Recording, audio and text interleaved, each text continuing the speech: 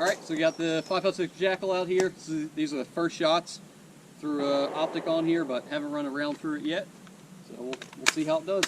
I've got it on gas position 2, shooting 55 grain Tula, so good old steel wolf stuff. So let's see.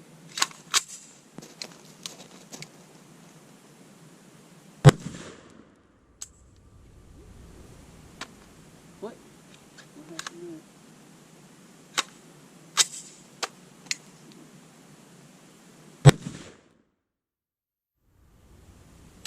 Yep. Alright, so I got to turn the gas up a little bit.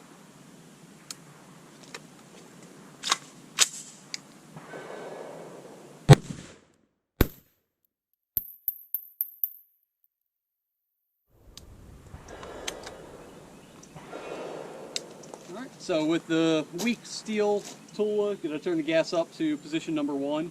We'll also test out some M193 here in a little bit, but I'm going to get zeroed in here, and then we'll run through some other tests and throw some suppressors on it as well.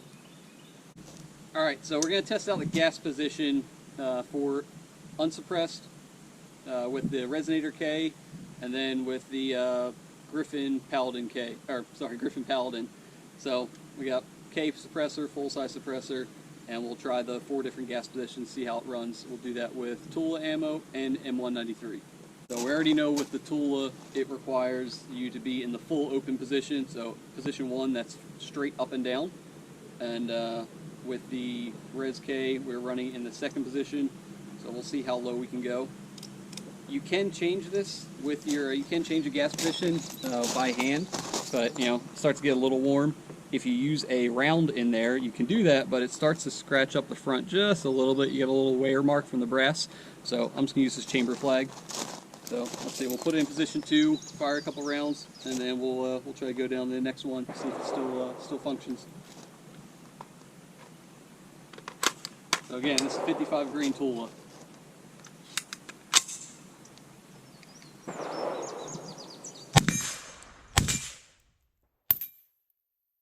Shot the rope on my target, of course. All right, let's see, we'll go down to position 3.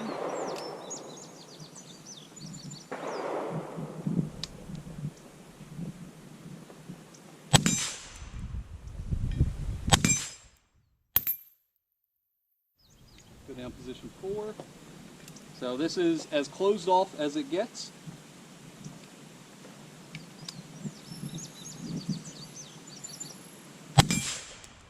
That was very slow. I could feel the carrier moving really slow that time. I'm skeptical that it cycled another round. Well, let's see if we get a click or a bang.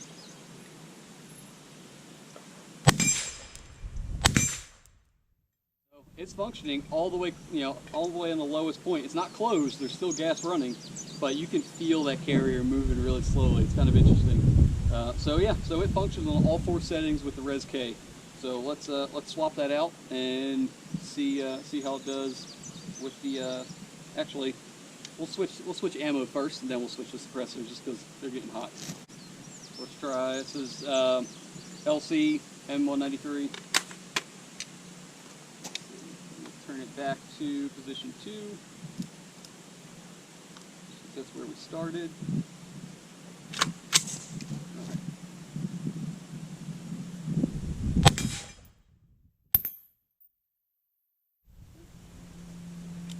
Position 3.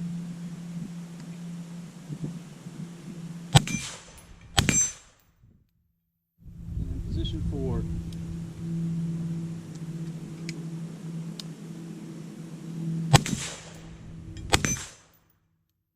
So position 4 with the Lake City, the M193, definitely feel the carrier moving at a normal speed. It's not a like slow-mo with the Tula, but it functions at all of them. I don't notice gas with any of these so far. It might be because this is a 30 cal suppressor, not a 223, so back pressure should be a little bit lower. Also being a K can, but we'll test the full size here in a second and see what that looks like.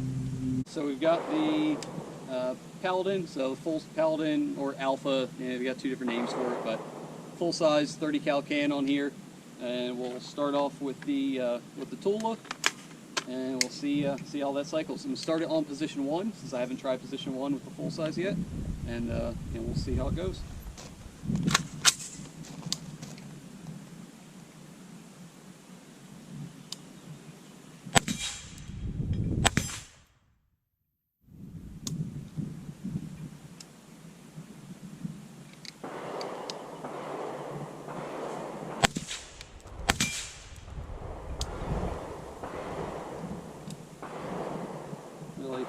noticing a huge difference here so far.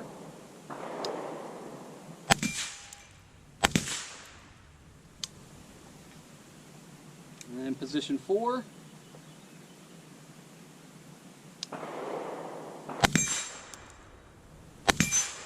Again, you can definitely feel the carrier slowing down on position 4 with the Tula, but all seem to run just fine.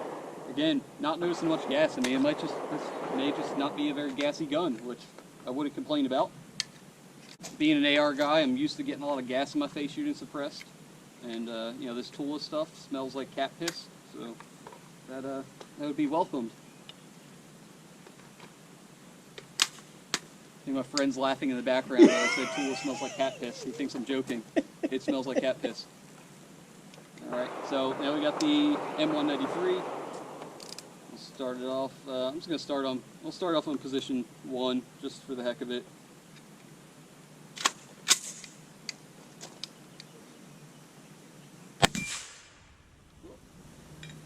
That's not good. So we got too much back pressure there because we got a bit of a double feed. Yep. Let's clear that. And to think I was going to skip position 1 just because I thought it would be pointless. So I'm going to try that one more time, just see if the same thing happens. But shouldn't be surprising that, you know, we got full-size can, more back pressure, just too much gas coming in. So let's see.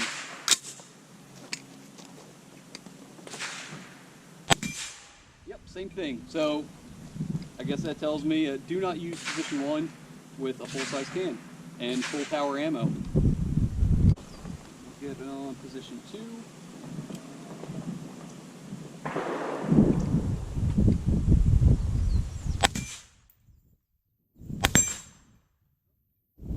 Still got a jam here. Jam on the second round. So I'll show you what's happening here. So you can see that. So it's feeding another round, but the prior round is getting stuck while trying to eject. So, all right, so we're gonna go to position 3 here. All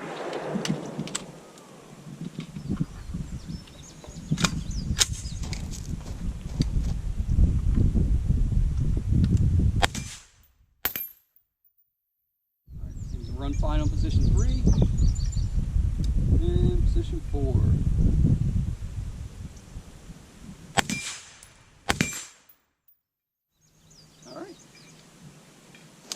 So I'm going to say positions 3 and 4 are probably your suppressor settings. You know, not surprising.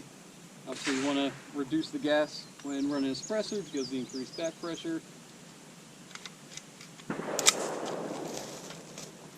So, alright, I'm going to get a glove, take this hot can off, and we're going to test some M193 without the suppressor. So now we're going to try some M193 unsuppressed, just play around with the different gas settings. See how that runs. Obviously it did not like positions 1 and 2 with a full-size suppressor, so let's see how it does unsuppressed. Should have mentioned earlier, I didn't change anything on this gun except for the muzzle device, which is the Griffin Easy Brake taper mount, just to run my suppressor. So everything else, exact same as it came from PSA, just pulled it apart and cleaned it. Alright, so let's see how this runs. Gas position 1.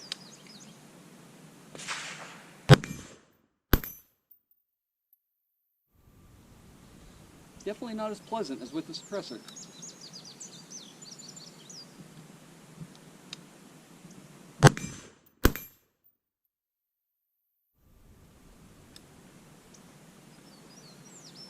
Position 3. Is noticeably softer compared to position 1.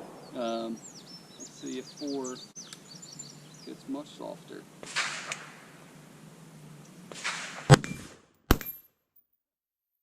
So 4, you can notice the carrier running slower. Definitely softer shooting. Yeah, it's kind of funny. So hold on, I'm gonna switch between 1 and 4 just to see if you guys can see a more exaggerated difference. So I'm just gonna do a couple of quick rounds.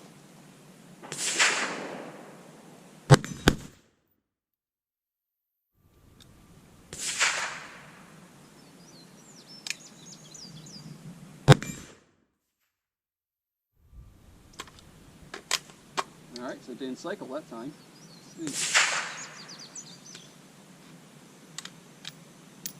Yep, didn't eject. Alright. Try that again.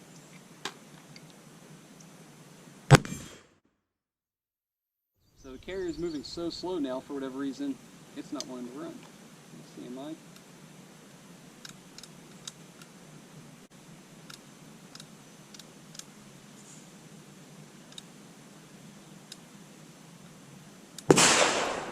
Oh, closed. So I didn't realize you can close it.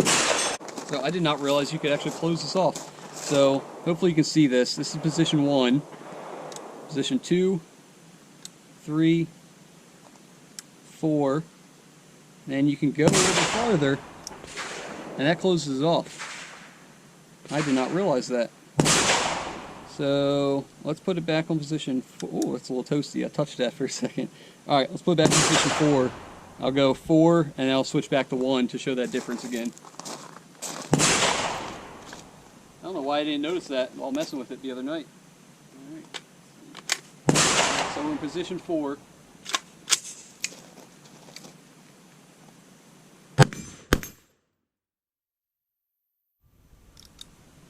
Position 1.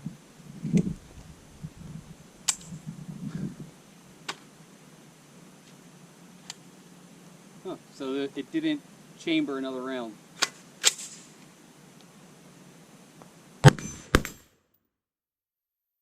It seems like position 4, even with M193, is going to be unreliable. It's inconsistent at the best. I just want to try this again on this closed position. Alright, so all the way down should be closed. I'm just going to run a couple here. I'll do the same thing with the Tula, and then I want to throw suppressors back on here just to see.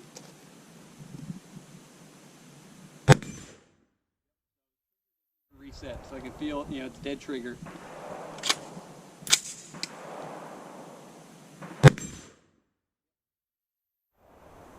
Alright.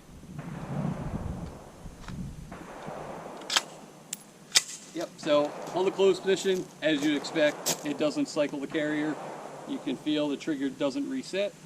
So yeah, I think that'll be interesting though, to see if it still doesn't cycle with the suppressors. That might make for a really quiet gun.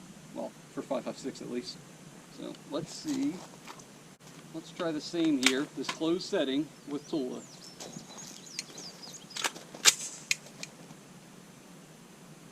The trigger didn't reset.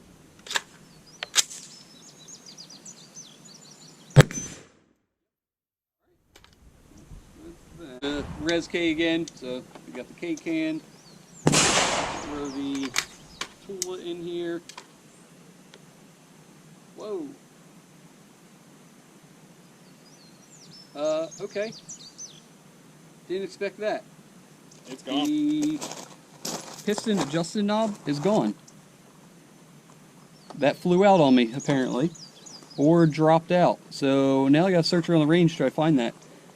Maybe that position 5 is not a closed position. Maybe that's how you disassemble the piston. I have not tried to do that yet. Haven't seen anything, or I should say not piston, but the gas block. Haven't seen anything about that yet, so that's new to me. Not a development I wanted.